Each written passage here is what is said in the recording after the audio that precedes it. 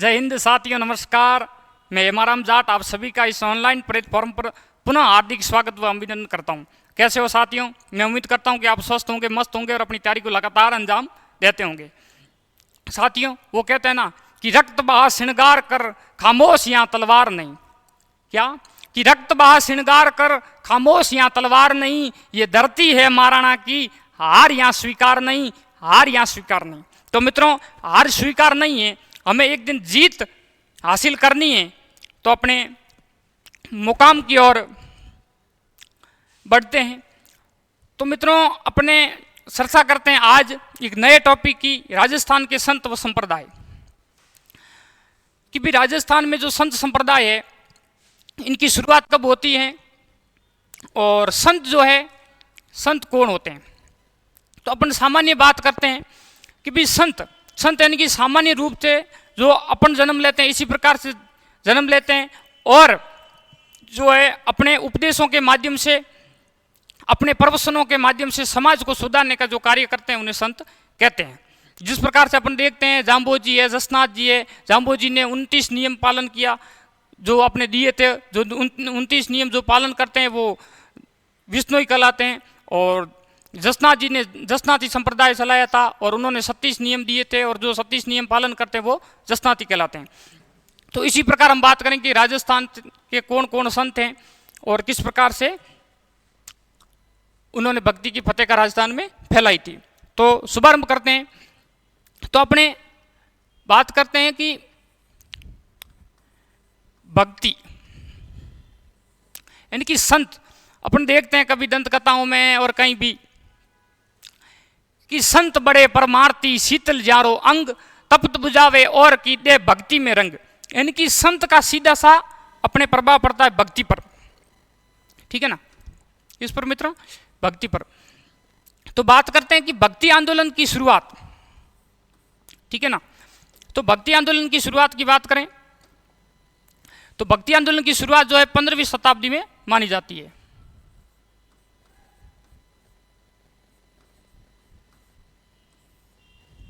भक्ति आंदोलन की शुरुआत कब मानी जाती है?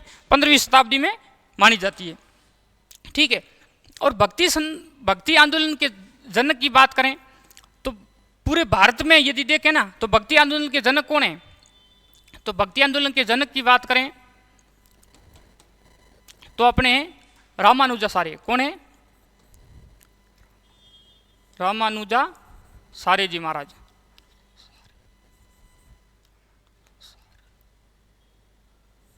रामानुजाचार्य जी महाराज।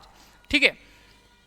और ये भक्ति आंदोलन के जन्म हो गए। और भक्ति आंदोलन जो है इनकी शुरुआत जो है 15वीं शताब्दी में होती है।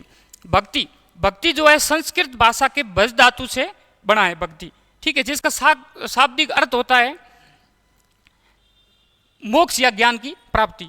तो ये कैसे बना है?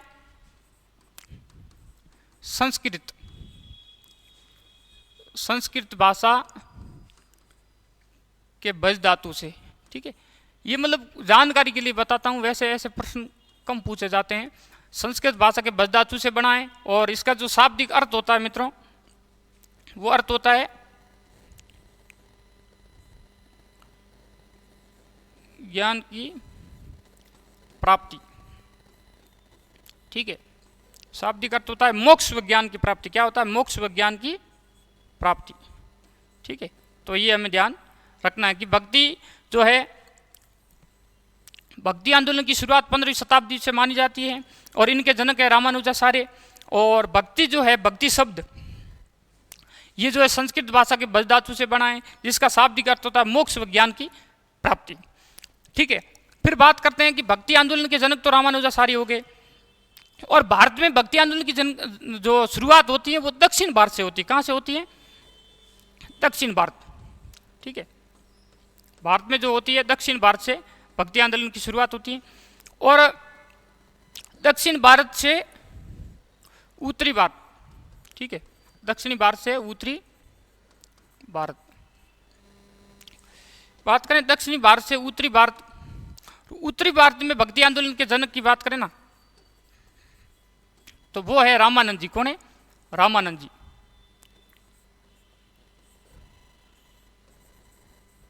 उत्तरी भारत में भक्ति आंदोलन के जनक रामानंद जी है।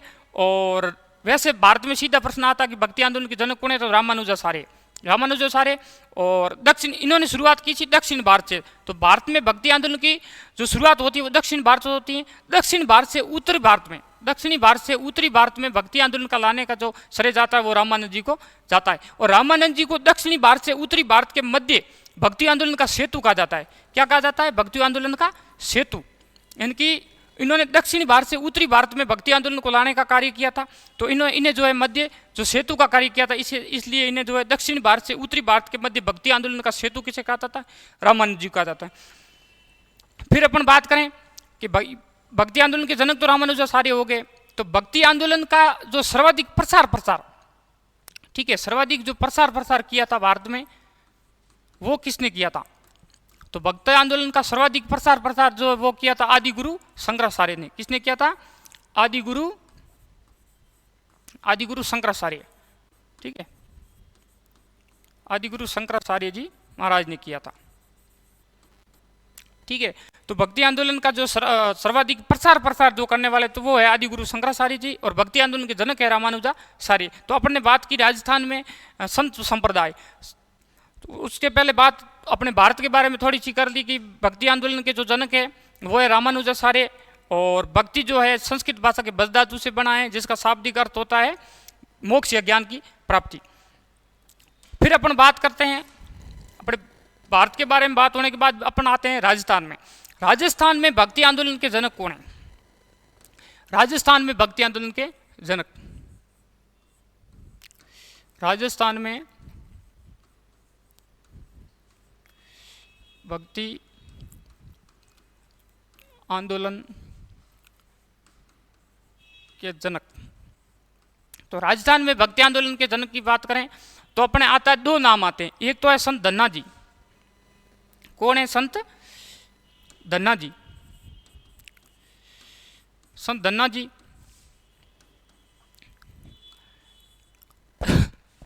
और दूसरा नाम हमारे पास आता है, वो आता है संत पीपा जी। संत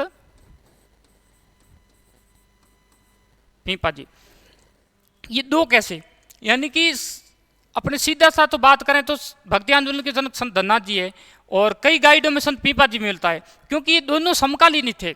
संत धन्ना जी का जन्म जो हुआ था वो 1415 में होता है, और संत पीपा जी का जन्म 1425 में होता है। तो कहने का मतलब इनके जो अंतराल है 10 साल का है। तो इनके गुरु जो एक ही थे वो थे रामानंद जी। दोनों के गुरु जो थे वो रामानंद जी थे। तो कहने का मतलब ये दोनों समकालीन थे। तो भक्ति आंदोलन का जनक वैसे तो धन्ना जी को माना जाता है, और कई गाइडों पीपा जी बताती है। तो हमें जो है एग्जाम में देखना है कि ऑप्शन किस प्रकार से आते हैं। यदि दोनों हैं तो अपन प्राथमिकता संत धन्ना जी को देंगे, यदि दोनों नहीं है और एक है तो संत पीपा जी या धन्ना जी में से कोई एक है तो एक कर देंगे। वैसे संत धन्ना जी और पीपा जी दोनों ही माने जाते हैं भक्ति आंदोलन के जनक। फिर बात करें कि राजस्थान में भक्ति आंदोलन की सर्वाधिक प्रसार किसने किया था? ठीक है, सर्वाधिक प्रसार की बात करें तो भक्ति आंदोलन का सर्वाधिक प्रसार किसने किया मित्रों? सर्वाधिक प्रसार की बात करें तो प्रसार किया था, मतलब भक्ति की फतेह का फिराई थी राजस्थान में, तो वो किसने फिराई थी? संत दादू दयाल जी ने। दादू दयाल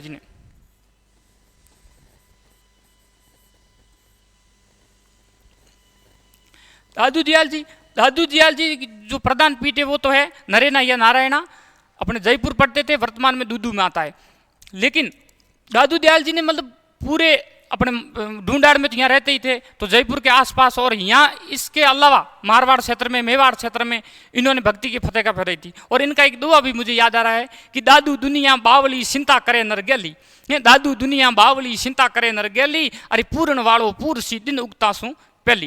यानी कि आप चिंता व्यर्थ में कर रहे हो, जो भगवान जो है पालन पोषण करने वाला है वो दिन उगता से पहले, यानी दिन उगने से पहले जो आपकी जो भी कार्य होना है वो होता रहेगा, और अपन जो है फालतू में चिंता करते हैं वो अपने नहीं करनी चाहिए। ये दादू दयाल जी महाराज ने इस प्रकार से जो है उन्होंने कई दोहे हैं, तो इस प्रकार से जो दोहे बोलते बोलते उन्होंने जो भक्ति की फतेह का फहराई थी। इसलिए राजस्थान में भक्ति आंदोलन का सर्वाधिक प्रसार किसने किया? तो दादू दयाल जी ने किया था।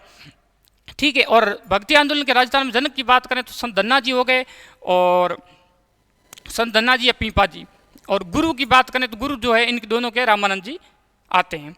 फिर अपन आगे बात करते हैं कि भी भक्ति आंदोलन की बात करते हैं, तो इन्हें जो है ना संत अपने दादू दयाल जी, संत दादू दयाल जी की बात करें तो संत दादू दयाल जी को राजस्थान का शंकराचार्य कहते हैं, क्योंकि भारत में भक्ति आंदोलन के जो सर्वाधिक प्रसार आदि गुरु शंकराचार्य जी ने किया था और राजस्थान में दादू दयाल जी ने किया था, इसलिए इन्हें राजस्थान का शंकराचार्य कहते हैं।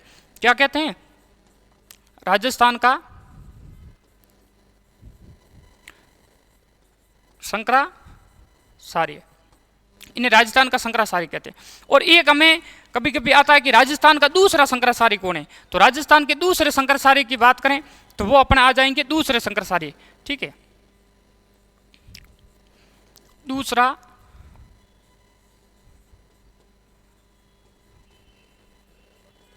शंकराचार्य। ठीक है, दूसरे शंकराचार्य की बात करें तो वो है संत सुंदरदास जी। वो इन दादू दयाल जी के ही शिष्य थे संत सुंदरदास जी, वो दौसा से संत सुंदरदास जी। सुंदर चिंता क्यों करे, इस प्रकार से इन्होंने भी भक्ति की फतेह का फेराई थी, सुंदरदास जी। तो जो है अपने भक्ति आंदोलन के जो अपने बात की थी, राजस्थान भक्ति आंदोलन के जनक संत धन्नाथ जी पीपा जी और इनके गुरु रामानंद जी थे और सर्वाधिक प्रसार दादू दयाल जी ने किया था, इसलिए इन्हें राजस्थान का शंकराचार्य कहते हैं। राजस्थान का दूसरा शंकराचार्य, ये भी हमें कभी कभी पूछा जाता है, तो राजस्थान का दूसरा जो शंकराचार्य है, ये नोट में मेरा एक्स्ट्रा में, राजस्थान का शंकराचार्य दादू दयाल जी, दूसरा शंकराचार्य जो है सुंदरदास जी। फिर अपन बात करें तो भक्ति आंदोलन के अपने बेसिक आज बात करेंगे, तो बेसिक में अपन बात करें तो भक्ति आंदोलन जो है इनके दो प्रकार से संत होते हैं। ठीक है, संत इनके मतलब दो विचारधारा होती है। ठीक है, इनकी दो विचारधारा होती है। एक तो होती है मित्रों निर्गुणी संत और एक होते हैं सगुणी। एक कौन से होते हैं? निर्गुणी, दूसरे होते हैं सगुणी।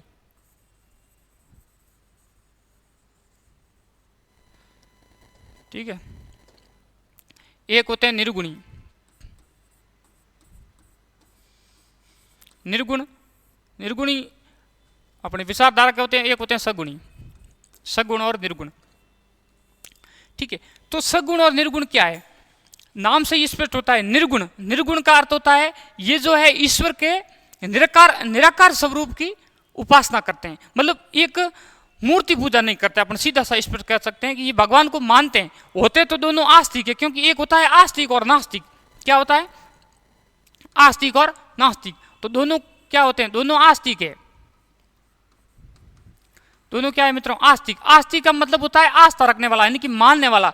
मानते तो भगवान को दोनों ही है, निर्गुण वाले भी मानते, सगुण वाले भी मानते, लेकिन जो है दोनों की विचारधारा अलग अलग है। यानी कि जो निर्गुण वाले हैं ये ईश्वर के निराकार स्वरूप की उपासना करते हैं। ठीक है, और ये एकेश्वरवादी होती है कि ईश्वर एक है, परमात्मा एक है, अलग अलग जो है पूजा नहीं करते हैं और मूर्ति पूजा नहीं करते हैं। यानी कि ये जो है अपने ईश्वर के निराकार स्वरूप की, ईश्वर के निराकार स्वरूप की, ईश्वर के निराकार स्वरूप की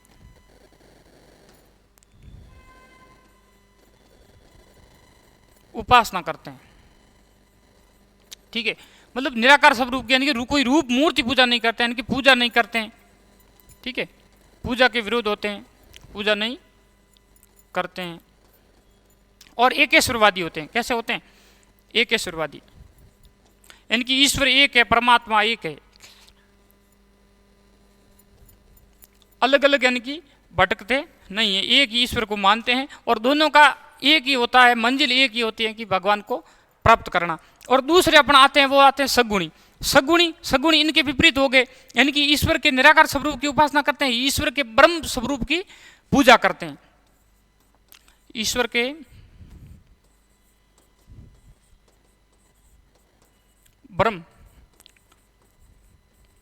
ब्रह्म स्वरूप की पूजा करते हैं। ठीक है, और ये मूर्ति पूजा नहीं करते हैं तो ये मूर्ति पूजा करते हैं, मूर्ति पूजा करते हैं। ठीक है, मूर्ति पूजा करते हैं। और वो एकेश्वरवादी होते हैं तो ये अपने बहुकेश्वरवादी होते हैं। कैसे होते हैं? अपने एक पॉइंट और ये दूसरा पॉइंट और ये तीसरा पॉइंट हो गया बहुकेश्वरवादी।